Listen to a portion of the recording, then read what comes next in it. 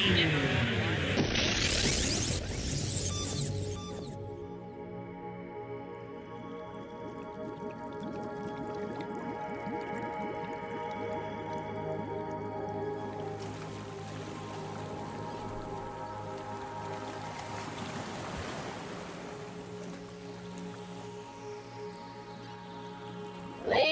and gentlemen, may I introduce the Water Garden Wizard, Guru of Goldfish, King of Koi, Lord of Lilies, Plumbing Pro, Maven of Mud, Algicidal Ace, Connoisseur of Clarity, Aquatic Aficionado, the one and only Prince of Ponds. Hello, this is Ken Jones. Welcome to our podcast radio show number 5, what I like to call our Pondcast, a production of the new Ornamental Water Feature Academy. I am the Prince of Ponds. Join us down at the pool, 'cause court is now in session. We are going to talk about waterfalls, why to have them, how to build them, how to tune them, and how to prevent leaks. But before we do, I have a couple of announcements. The public interest in ornamental water features has always been on the fringe. The fringe of pet keeping, the outskirts of landscaping and gardening, the perimeter of swimming pool construction, the margin of aquarium keeping. In recent years, the interest has grown to make it an industry, a small industry to be sure, but a growing one. We now have water garden stores. We now have our own associations, our own water garden magazines, our own manufacturers. However, in the view of the rest of the world, we are still a specialty on the fringe, and that works against us. I know that we here at Prince of Ponds already have over 13,000 listeners of our new show, and I know most of you are on Facebook. So I have to ask you a favor. We have to show the rest of the world that we are folks who care about ponds and water gardens, that we are here and our numbers matter. A dog or cat owner may spend, a few $100s on their pet? But we pond patrons spend thousands of dollars, some even tens of thousands of dollars on our water features. We are consumers to be reckoned with. We want to be counted. And I want you to start by getting on Facebook and going to the new Prince of Ponds page and pressing the like button. Would you please do that for me? Let me know that you are there and you want to matter. It's important to me, it's important to the industry, and it's important to you. Thank you. Now, another announcement. I want to remind you that I've been interviewed as a guest on 2 other shows in recent weeks. If you haven't had a chance to check them out, you will want to do so. These shows provide, I think, a slightly different perspective on Prince of Ponds and tell some fun stories about my jungle party for Steve Jobs and his family, the Tropical Rainforest Museum, and some of my other environmental education activities. My first appearance was on author Bob Tarte's show called What Were You Thinking? Episode 60. The second appearance was on an aquaculture veterinarian Dr. Yanong show called Aquariumania, Episode 31. Both shows can be accessed and downloaded for free at PetLifeRadio.com and on iTunes. Links will also be in the show notes for this episode on my Prince of Ponds website. Enjoy these bonus shows. Now, I'm thrilled to be able to bring to you this show, to have fun while answering your most pressing questions. So send them to me by email at ken@princeofponds.com. I will answer back by email and may even use your question on the show. Now, our feature topic. Waterfalls. Who doesn't love waterfalls? About the only people on planet Earth that don't love waterfalls might be the few who have tried to build one from scratch. Because as beautiful and fun as waterfalls can be, they can be difficult to successfully build. The most common problems are leaks, and the end product looking contrived and artificial. But those problems can be prevented. But more on that later. So why a waterfall? As I mentioned, people love waterfalls. We associate them with images of paradise. The sound of falling water is pleasing to most of us. In fact, adding a waterfall or fountain is one of the few ways we have of adding sound effects to our gardens. Of course, it also adds the element of motion to what is otherwise a rather static environment in our yards. Waterfalls in our landscapes enhance our sensory palette. Further, a waterfall sound may be used to mask over other sounds we do not like, perhaps nearby traffic or airplanes overhead. So a waterfall can also serve as a unique bit of outdoor soundproofing by providing what is called white noise. a pleasing, consistent background noise that masks over others. At the invitation of a landscape architect working for an Apple executive, I once built a very large waterfall expressly for this purpose. At his home perched upon a hill, this client had a swimming pool and deck that served as the primary social area in the backyard. The problem was that Freeway 280 ran just below, providing incessant traffic noise. The solution was to build a wall of waterfalls around the back of the deck, separating the pool area from the traffic below. This waterfall wall was 12 feet high and 28 feet long. It was a natural-themed fall made of real rock, with a koi pond wrapped around its base.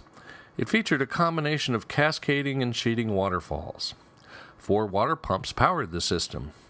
As you might imagine, this waterfall was very effective at creating sufficient white noise to mask the sounds from the freeway, and it was thrilling to see. It may be no surprise to report that the feature included a great many spotlights among the rocks and in the water of the pond, all of them computer-controlled. Most water features do not sport such massive waterfalls. Even the simplest of waterfalls can be beneficial. One of the main benefits of waterfalls is that they agitate the water, providing aeration. Sufficient oxygen dissolved in the water is important for fish and water quality. This is particularly important in the summer months when water temperatures are higher.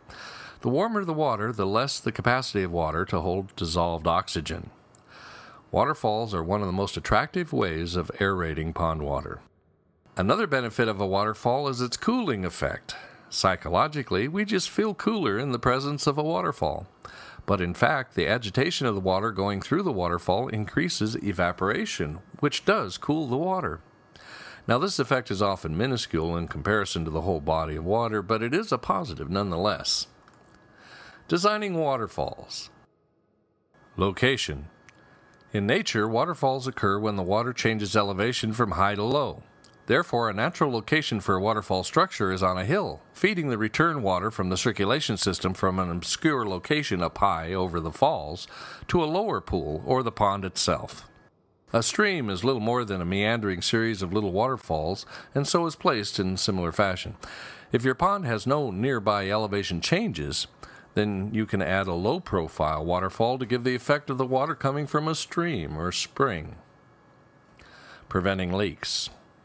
A common problem encountered by the novice waterfall builder is leaks. A waterfall leak can be a terrible problem because it can be impossible to pinpoint and difficult to seal. Indeed, in some cases, it may be necessary to dismantle the rockwork and rebuild the waterfall to put a stop to a leak. Obviously, this is a problem that a builder of waterfalls does not want to have or to worry about.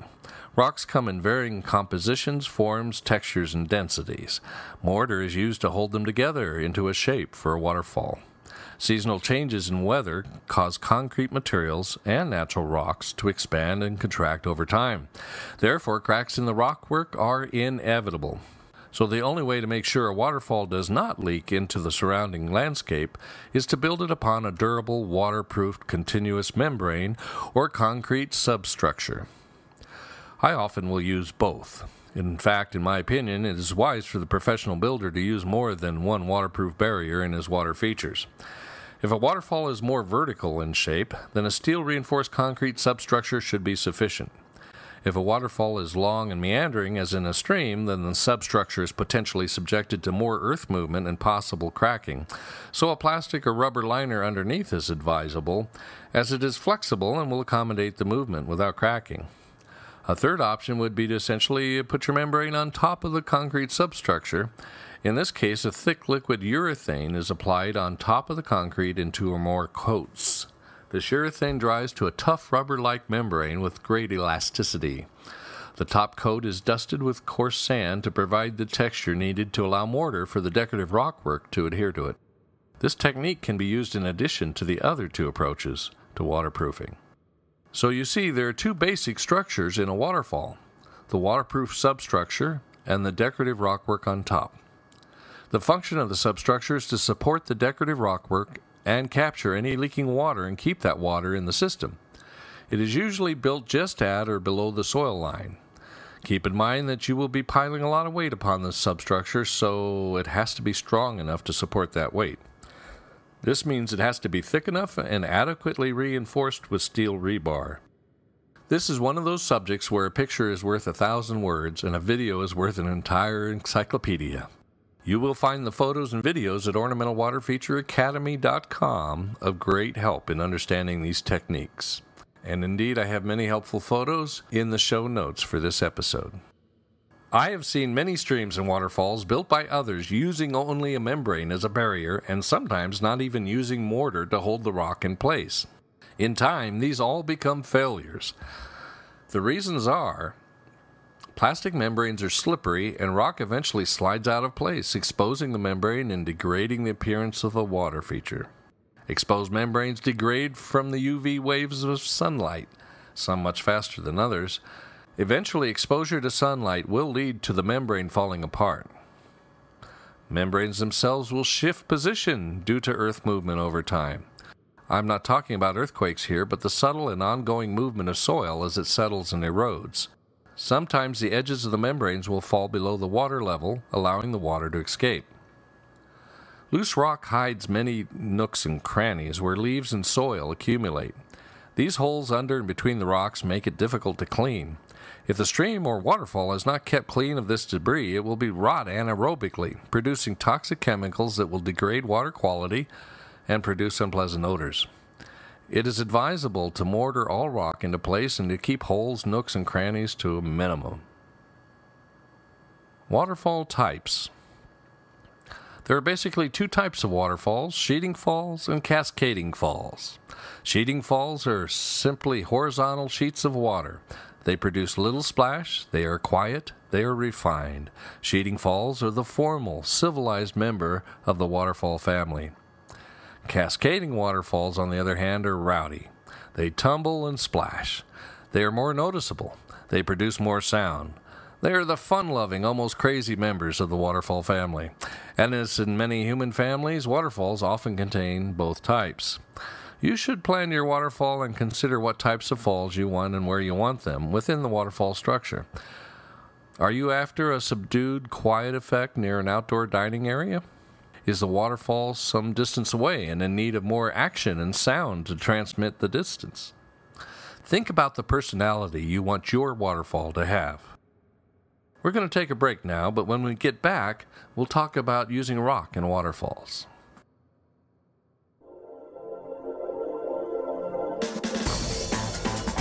Welcome to Pet Tech, the podcast show about new technologies to help us care for our pets. I am your host, Ken Jones.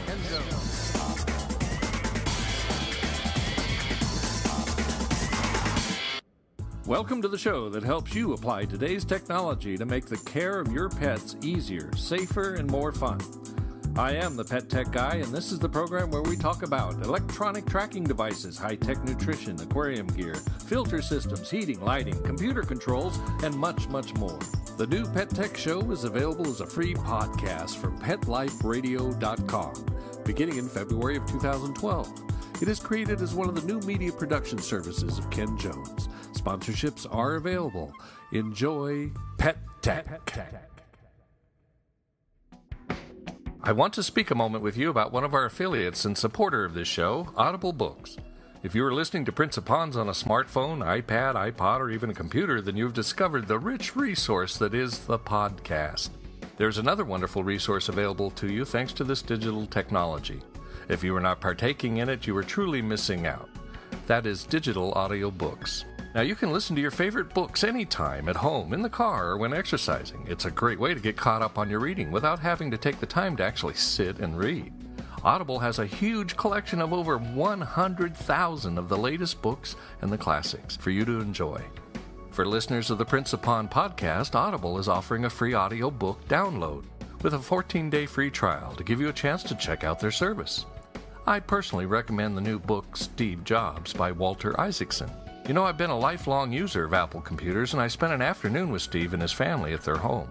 You will hear all about it in an upcoming episode of Prince of Ponds, and you can learn all about the incredible life of Steve Jobs in Isaacson's new audiobook. To download your free audiobook today, go to audibletrial.com/princeofponds. Again, that's audibletrial, audibletrial.com/Prince of Ponds for your free audiobook. Oh, welcome back to Prince of Ponds. Let's talk about rock. In the largest of water features, giant boulders and slabs of rock weighing several tons will be brought in and moved around with cranes and tractors. The alternative is to build the rock work out of concrete, typically sprayed on gunite. Using coloring and texturing techniques, this can result in some very natural-looking rock work. Many of us have seen this type of man-made rock at theme parks and zoos. Rarely is this technique applied in residential situations. For the average home, the cost-effective approach is to make your waterfalls out of real, natural rock. To most of us, natural rock also looks best.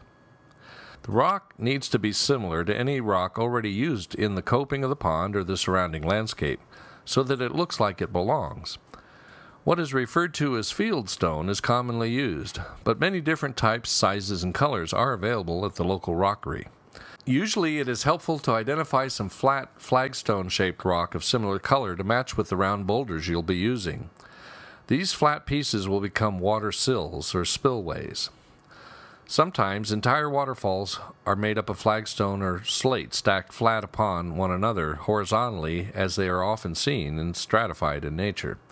More often, the waterfall is made of strategically placed boulders that range from 8 inches to 12 inches in diameter, referred to as head and double head sizes.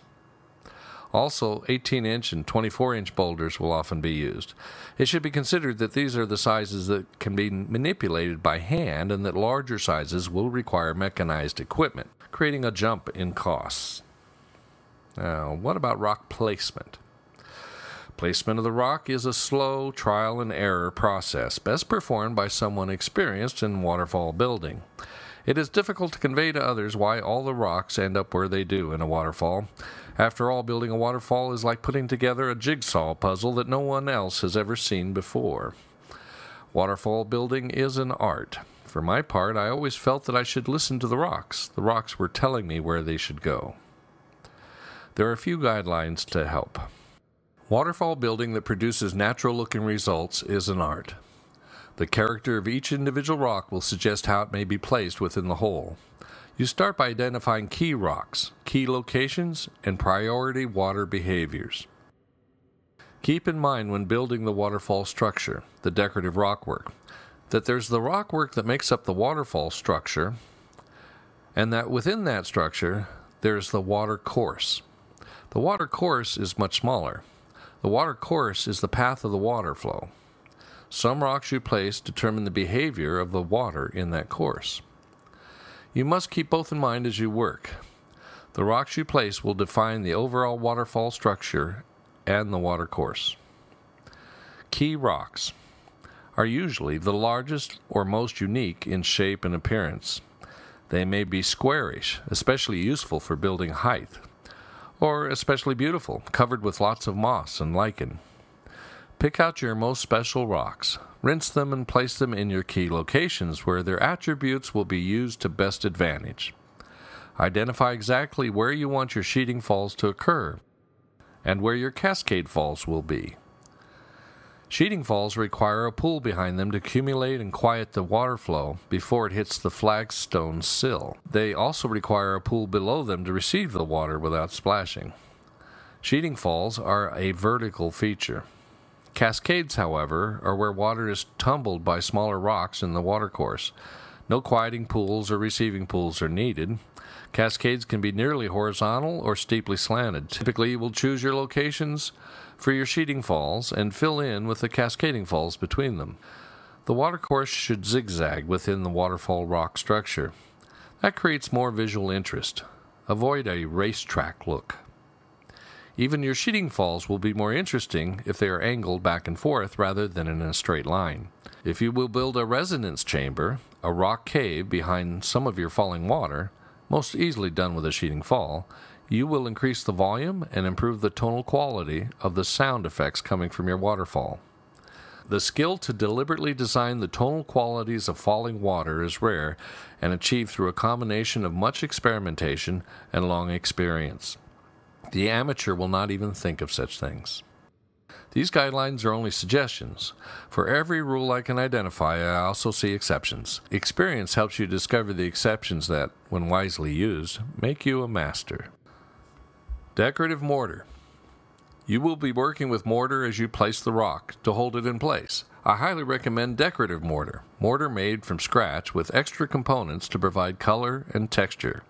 The goal is to produce a mortar that simulates natural, sandy-looking soil when it's dry. Both black and brown colorants are added. A supplement of coarse sand or fine gravel is added for texture to the mix. Gold fines or crushed granite can be good. Experiment with a few options available from your rockery or garden center to find the results you like. There have been a few times when I did not add colorants because the gray color of the mortar matched the gray color of the rock being used. That can look quite appropriate. Sometimes you may want to add red to your mortar to more exactly match the color of the surrounding soil or the rocks being used. Be forewarned, nothing looks worse than having beautiful, natural, mossy rocks mortared in place with plain gray mortar. The natural look that could have been is completely destroyed. The next part of the mortar work is time-consuming and meticulous, but absolutely essential. After the mortar has had some time to firm up, which will be from minutes to an hour or more, go over all mortar joints with a wet brush. Obtain a smooth and continuous joint of mortar between all rocks. Fill holes, remove excess, adjust as needed. Then, using a garden hose with a misting nozzle, spray the mortar vigorously, enough to rinse off the top layer of cement to reveal the sand and gravel beneath. Pooling of the rinse water can become a problem. If it soaks mortar joints, it will weaken them. You are advised to have a wet-dry vacuum handy. You may want to keep it running and use it occasionally to remove any excess water as you go. Finally, cover all mortar joints with a wet, but not dripping wet, burlap. This will slow the curing process, producing stronger mortar joints. The final step to waterfall building is to do an acid wash. When all is done and had a few days to cure, you may notice some white crystals forming on your decorative mortar. This is called efflorescence and is normal. During the curing process, calcium migrates to the surface of the mortar and forms minute crystals, looking like white powder. Besides being unattractive, this mineral can also increase the alkalinity of the pond water to undesirable levels. It must be neutralized. Wash all rock work down with muriatic acid added to a bucket of water. A 5% solution should do it. Be sure to wear gloves, goggles, and mask. The fumes can be strong, and you do not want to get the solution on your skin or clothing. Using brushes and brooms, rinse and scrub to get everything clean. Flush with ample fresh water afterwards. Dispose of the wastewater well away from the pond. The results of an acid wash are visually most pleasing. Water flow. After the substructure is in place and before beginning the decorative rock work, you will want to have a pipe in place to feed water to your waterfall. You may bring the pipe up through the concrete substructure or bring it up over the top, coming through the rock work, but not penetrating the substructure. The size of the pipe will vary depending upon the size of your waterfall and or stream, and the flow rate you want going through it. In residential projects, I commonly use from 1-inch to 2-inch pipe. I recommend Schedule 40 PVC and a valve installed near the waterfall with which to adjust the flow rate. Some of my projects have a cascading stream feeding to a vertical drop with a sheeting fall. At the point of the header pool, that's the quieting pool at the top of the sheeting fall, another return pipe will add additional water for a more substantial flow. This enhances the sheeting fall. Often I have added a second or maybe a third feed line to bring extra flow to the waterfall where I need it. Some large waterfalls have required multiple feed pipes of 2.5 and even 3 inches in diameter. Waterfall tuning. After the masonry work on the waterfall is cured for a week or so, and 1 or more acid washes have been performed, you are ready to turn on the pumps and check out your waterfall. Adjust the valves on the return lines, feed lines to the waterfall, to get the desired effect. You are likely to want to add some additional loose rock in the water course of any cascade fall to steer the water flow. You may also find that adding a piece of flagstone at or behind the sillstone of a sheeting fall improves its performance. This process is known as waterfall tuning. You are experimenting a little bit here and there to get your waterfall just right. Enjoy! Now, it has to be said that while this discussion offers an overview of the process of waterfall building, it is incomplete. Many things have not yet been covered. Steel and concrete specs, mortar recipes, and provisions for waterfall lighting have not been discussed. You will find many more details in the library of the Academy. Membership in the Academy will also allow you to see the process of waterfall building in action in videos provided in the Academy Multimedia Theater. I want to tell you about the brand new Ornamental Water Feature Academy. For the first time, there's going to be one place where pond owners-to-be, and professionals in related fields such as landscape architects, swimming pool contractors, property managers, and pond store retailers, and many more can come to learn and share best practices in the building and maintenance of water features.